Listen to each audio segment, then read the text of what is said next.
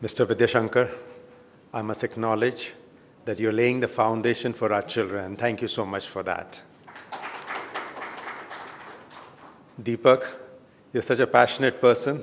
Thank you for inviting. It was about 3 weeks back. He gives me a call and he says, can you come to your community and share some thoughts? I had really anxious moment at that time. One anxiety was fundamentally to say that if I was here, what can I talk about? You guys are the guru in your own field. There's very little that I can add to it. My other anxiety was that how can I not be here because you are the people who make us look so much better than we are. And thus, my second anxiety overtook my first one, and I came here, not as a preacher, not as a teacher, but as a student of value-added reselling. Here are a few thoughts that I have in mind I thought I'll share with you.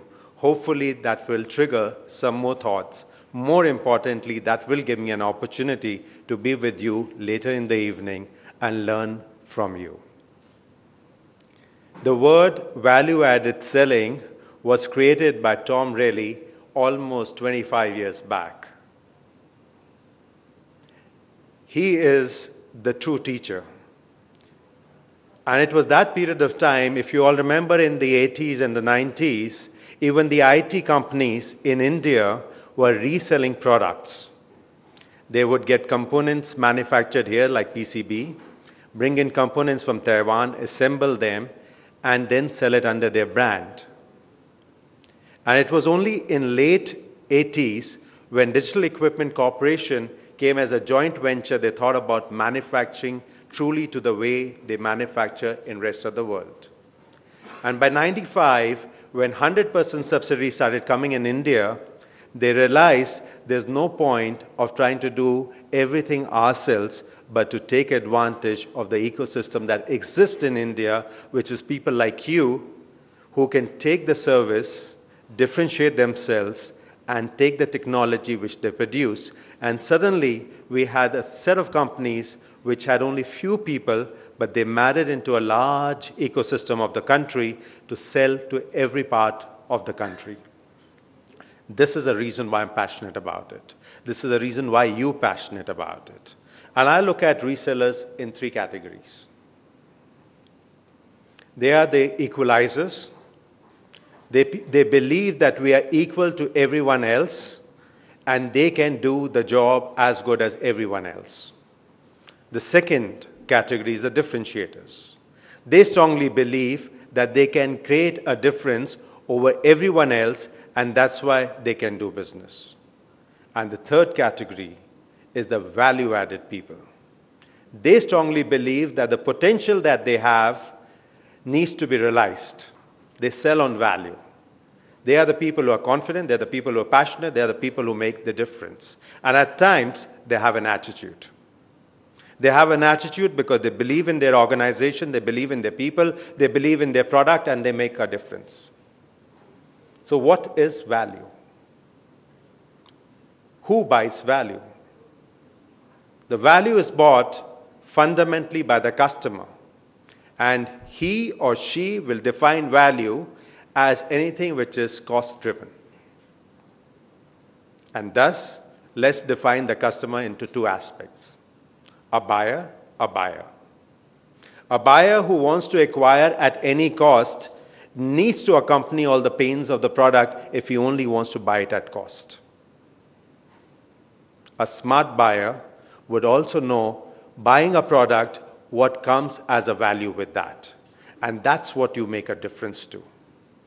Understanding the needs, the objectives, the pains, and the requirements of a customer very early helps you to sell value. I meet so many people at all given times. My own sales organization, we lost on price. There's nothing else that we do wrong in our life except for not giving the price. But believe me, we lost the deal because we did not wake up early. We did not be like an early bird who found a worm.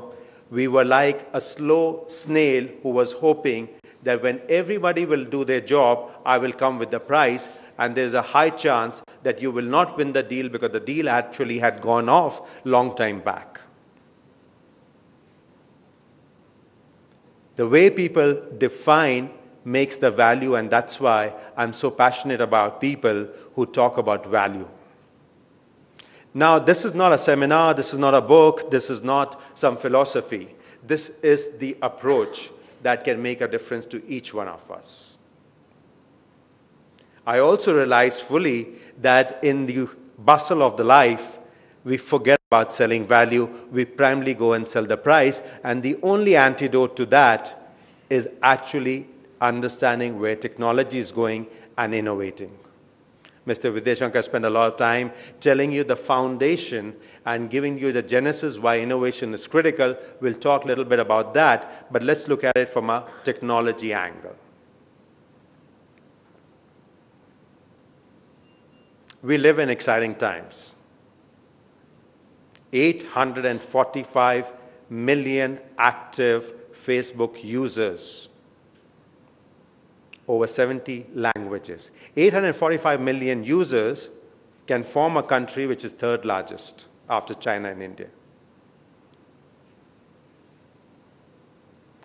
There are 50 million tweets every day. That's 600 tweets a second. There are 31 billion Google searches that take place today, whereas compared to 2.7 billion that was just 4 years back. It took 38 years for TV to reach 50 million people. It took, radio 34 years to reach 50 million. It took TV only 13 years, internet 4 years, Facebook 2 years. There's over 4 exabytes of information that's being produced, which is more than what was produced in 5,000 years prior to this. In Tokyo, NTT has already tested 14 billion signals over fiber optic cable. So what are we talking about? We're talking about technology, we're talking about internet speeds, and what are we talking in technology? About mobile or IT consumerization. All of us who have grown in this industry in India know that not too long back, all of us were trying to form core backbones.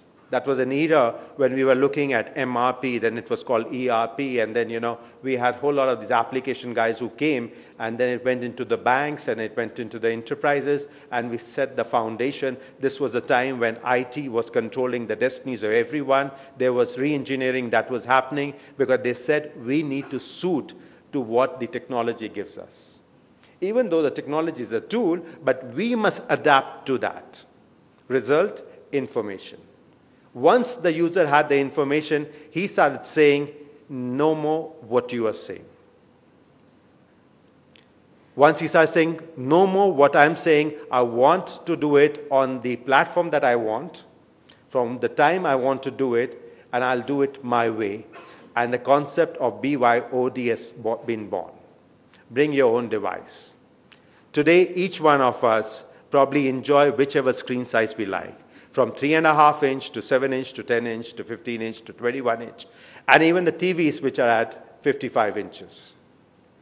They're all sources of information. Why is mobility becoming so big? Because there are applications which have become easy to use on the cloud. So while mobility is big, cloud computing is becoming a reality. Call it as a public cloud, a private cloud, or a hybrid cloud. Underlying that whole situation is the virtualization. My good friend Ganeshan is here. He's going to talk more about it, hopefully during the panel part.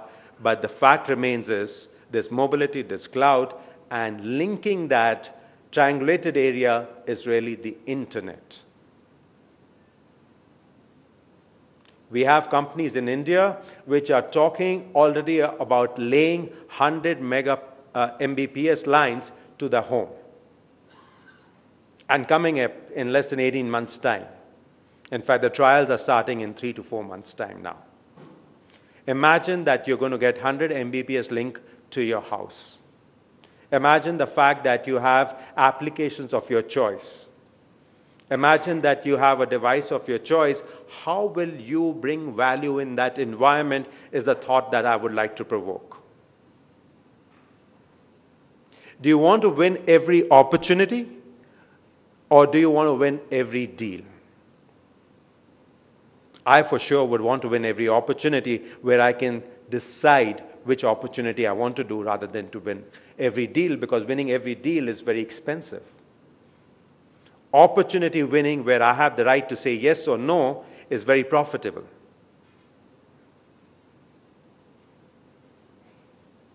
So if I really look at what value-added resellers really do, is to sell value, and they remain profitable, they remain confident, they have the right attitude, they understand the technology, but how do they really differentiate is something what Mr. Vidyashankar said, innovation.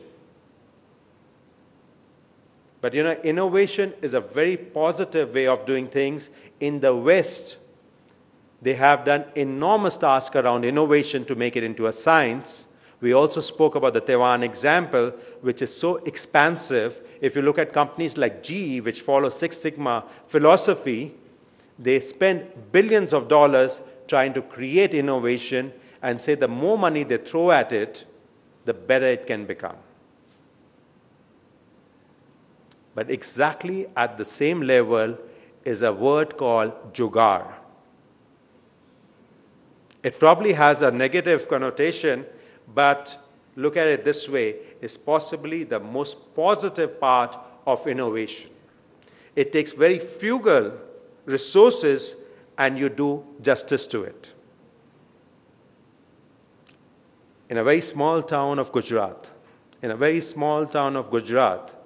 an uneducated potter, taking into artisan skills, has created a refrigerator for this area, all made out of mud, taking the cooling powers of the water and the mud where you can keep your vegetables fresh, your milk safe, and it doesn't use electricity.